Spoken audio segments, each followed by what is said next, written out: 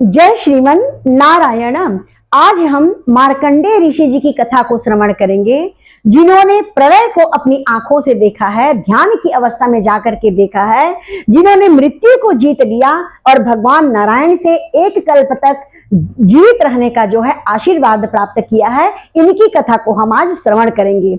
मार्कंडेय ऋषि जी मृकंड ऋषि एवं मारुदती की संतान थे।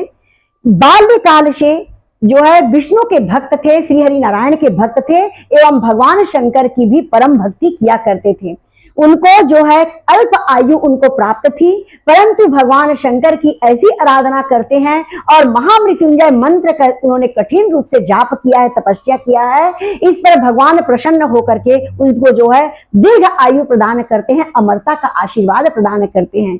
ऐसे ही श्रीमन नारायण जो है प्रसन्न जब हो जाते हैं, तब उन्होंने उनसे वरदान मांगने को कहा। तब वो उन्होंने कहा कि प्रभु मुझे आप जो है अपनी माया को दिखाइए, यह सृष्टि का निर्माण कैसे होता है, कैसे सृष्टि को आप बनाते और जो है प्रलय में विलीन कर देते हैं, मैं इसको देखना चाहता हूं, ऐसा उन्होंने कहा।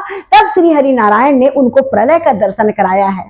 मार्कंडेय ऋषि जी बाल्यकाल से दोनों भगवान के भक्त होने के कारण दीर्घ आयु तो प्राप्त करते हैं। उनको नारायण ने एक कल्प तक जीवित रहने का आशीर्वाद दिया है। उनकी आयु को बतलाते हैं कि कलयुग से पहले का उनका जन्म है, लेकिन आज भी वो अमर है। वो एक कल्प तक जीवित रहेंगे और समस्त युगों का वो दर्शन करेंगे, सृष्टि का निर्माण भी देखेंगे और सृष्टि जो होने ब्रह्मांड में होने वाले परिवर्तन को देखेंगे और सारे समस्त जो है ब्रह्मांडों के परिवर्तन को तो देखेंगे ही, और पृथ्वी में जो कुछ भी होगा, जो भी कलयुग का जो दोष आएगा, उसको अपनी आंखों से उन्होंने पहले से ही देख रखा है, क्योंकि उनको त्रिकालदर्शी होने का जो है आशीर्वाद प्राप्त है। वो त्रिकालदर्शी बन चुके हैं। ऋषियों में वो सबसे बड़े हैं। कलयुग के जो भी जितने भी ऋषि हुए कलयुग के समय के, उन सब ऋषियों से वो बड़े उम्र के हैं। सप्त ऋषियों में उनको स्थान प्राप्त है, उनको सप्त ऋषियों में उनको स्थान प्राप्त है, इसलिए वो कलयुग के ऋषियों से बड़े, सबसे बड़े उम्र के ऋषि हैं। उन्होंने जब नारायण से प्रलय के बारे में जानना चाहा, सृष्टि के बारे में जानना चाहा, तब श्री हरि नारायण उनको अपनी योग माया के द्वारा जो है योग माया के द्वारा प्रलय का दर्शन कराते हैं, सृष्टि का दर्शन कराते हैं। उन्होंने जब अपने योग माया का संचार उनके शरीर में किया, तब वो ध्यान की अवस्था में चले जाते हैं और ध्यान में उन्होंने देखा कि कैसे भगवान ने सृष्टि की रचना किया है, कैसे देवता जीव और जो समस्त ब्रह्मांड की रचना होती है। उसके बाद जो है समस्त युगों को उन्होंने देखा, समस्त युगों के उतार चढ़ाव को देखा, देवताओं के उतार चढ़ाव को देखा, मनुष्य के उतार चढ़ाव को देखा एवं कलयुग के दोष को उन्होंने अपनी आंखों से देखा है। कलयुग को उन्होंने देखा और देख करके जो है बहुत ज्यादा दुखी हो जाते हैं, क्योंकि कलयुग में सबसे ज्यादा कुछ हांस होगा तो धर्म का हांस होगा। धर्म जिसको हृदय में धारण करके अपनी आत्मा के, धर्म जो है आत्मा का आचरण है, जिस आचरण को करके मनुष्य अपनी आत्मा को परमात्मा में विलय कर देता है। जब उसके हंस को देखा, उसको गिरते हुए देखा, तब वो बहुत ज्यादा दुखी हो जाते हैं। उन्होंने धर्म के हंस को देखा और ये देखा कि जो बच्चे जन्म लेंगे, बालक जन्म लेंगे, वो भी पथभ्रष्ट होंगे, धर्म से भ्रष्ट होंगे। स्त्रियां भी जो होंगी वो भी जो है धीरे धीरे अपने धर्म की मर्यादा को भूलती जाएंगी, यह उन्होंने देखा। पृथ्वी जो है गर्म होती जाएंगी, नदियां सूखती जाएगी और पृथ्वी गर्मी एवं उष्णता से, पृथ्वी की गर्मी एवं उष्णता बढ़ती जाएगी, ऐसा उन्होंने देखा। उन्होंने यह भी देखा कि संसार में जो है जीवों के बीच में बहुत ज्यादा झूठ जो है, झूठ का बोलबाला हो जाएगा। अयोग्य जो है शासन की सत्ता को संभालेंगे। बहुत ही कम उम्र में जो है मनुष्य को जो है अपात मृत्यु की प्राप्ति होगी, ऐसा उन्होंने देखा। और यह भी देखा कि गौ माता की जो है पूजा, गौ माता को सम्मान नहीं के बराबर होगा। यह देख करके वो बहुत ज्यादा दुखी हो जाते हैं और दुखी होकर के बैठे थे। तब श्री हरि नारायण ने उनसे कहा कि मार्कंडेय जी, आप इससे जो है आप हताश ना होइए, दुखी ना होइए।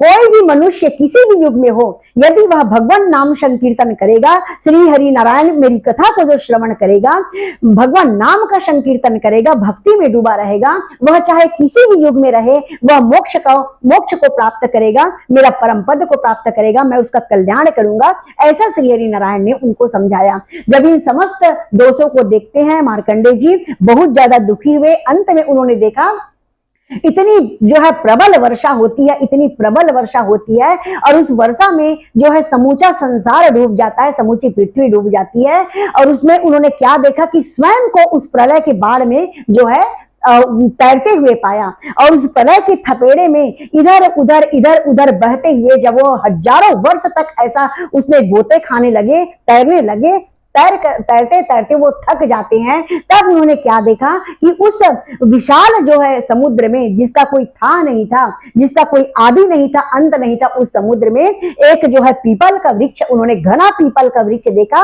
उस पीपल के वृक्ष में एक पत्ते में बाल मुकुंद को मुस्कुराते हुए उन्होंने देखा।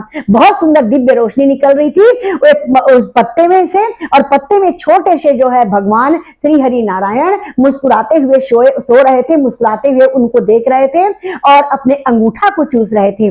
जब वह प्रलय के थपेड़े से बहते हुए धारा में बहते बहते उनके पास पहुंचे, तब उन्होंने उनके चरण को प्रणाम किया है। वो जान गए, उस अवस्था में भी वो जान गए कि यही जो है समस्त सृष्टि के जो है संचालन करने वाले हैं, यही सृष्टि को बनाने एवं जो है वापस उसको प्रलय में जो ले जाने वाले हैं, ऐसा जान गए। उनके चरणों को उन्होंने प्रणाम किया।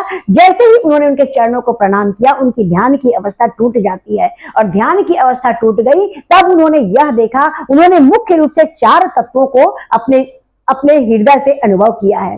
चाहे मनुष्य किसी भी युग में रहे, चाहे मनुष्य कहीं भी जन्म ले, किसी भी युग में रहे, परंतु वह माया के प्रकोप से नहीं बच सकता, यह उन्होंने अनुभव किया।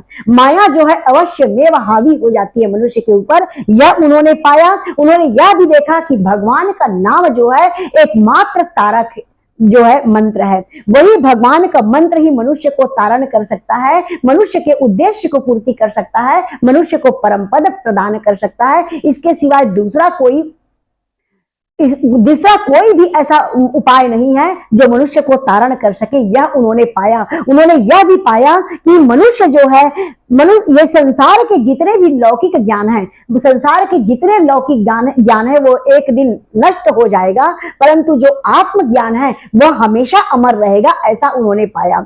जो आत्मज्ञान है वही एक शाश्वत ज्ञान है, वही हमेशा अमर रहेगा, ऐसा उन्होंने पाया। और उन्होंने अंतिम में एक तत्व और अनुभव किया है कि केवल और केवल भगवान शरणागति ही मुख्य जो है, भगवान शरणागति ही मुख्य मनुष्य के लिए जो है उद्देश्य होना चाहिए। वही एकमात्र शरणागति है, भगवान का शरण ही एकमात्र उद्देश्य, भगवान मनुष्य को कल्याण का जो है एक लक्ष्य है, उद्देश्य है, ऐसा उन्होंने पाया। माया के प्रकोप से बच नहीं सकते, उन्होंने देखा। भगवान नाम संकीर्तन को तारक मंत्र बताया, और जो है लौकिक ज्ञान को उन्होंने जो है नष्ट होते देखा। समस्त लौकिक ज्ञान बदलता रहता है, कभी दूसरा ज्ञान आ जाएगा, कभी दूसरा ज्ञान आ जाएगा, परंतु एक आत्मज्ञान है वो हर कल्प में, हर युग में जो है हमेशा शाश्वत रहेगा, यह देखा। और भगवान के शरण को ही मनुष्य के उद्धार का अंतिम उपाय बताया। केवल भगवान शरणागति को ही मनुष्य के लिए अंतिम उपाय बताए। प्रेम से बोलिए जय श्रीमन नारायण।